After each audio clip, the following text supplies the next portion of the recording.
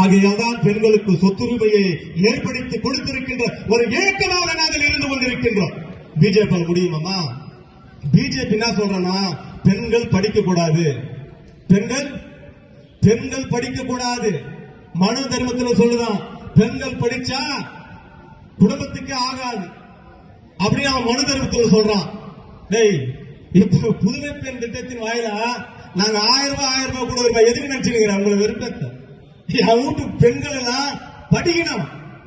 படிச்சு நான் முதல்வர் என்கின்ற திட்டத்தின் வாயிலாக இன்று 22 IAS அதிகாரிகள் பெண்கள் தேர்ந்தெடுக்கப்பட்டிருக்கிறார்கள். தமிழ்நாட்டில் பெண்கள், அந்த பெண்களை நீங்கள் வெளியில் விடாமல் பெண்கள் அடிமையாகவே இருந்திட வேண்டும் என்று சொன்னதுதான் RSS சித்தாந்தம். பெண்கள் படித்திட வேண்டும் என்று சொல்வதுதான் திராவிடர் மாடலுடைய சித்தாந்தம். பெண்கள் வெளியில் சென்று அவர்கள் கல்லூரி மேல் படிப்பை படித்திட வேண்டும் என்று சொல்வதுதான் திராவிட மாடலுடைய சித்தாந்தம். பெண்கள் 16 வயதிலே அவர்கள் வீட்டு விட்டு வெளியே வரக்கூடாது, பெண்கள் யாருடைய முகத்திலே பார்க்க கூடாது, பெண்கள் பார்த்தால் அந்த வீட்டிற்கு பாவம் என்று சொல்வது ஆரியமானம்.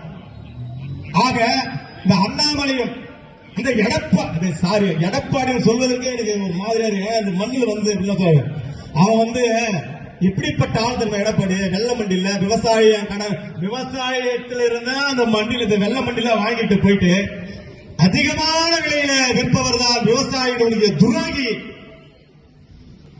பழனிசாமி அவர்கள். வெள்ளமண்டி பழனிசாமி அவர்கள்.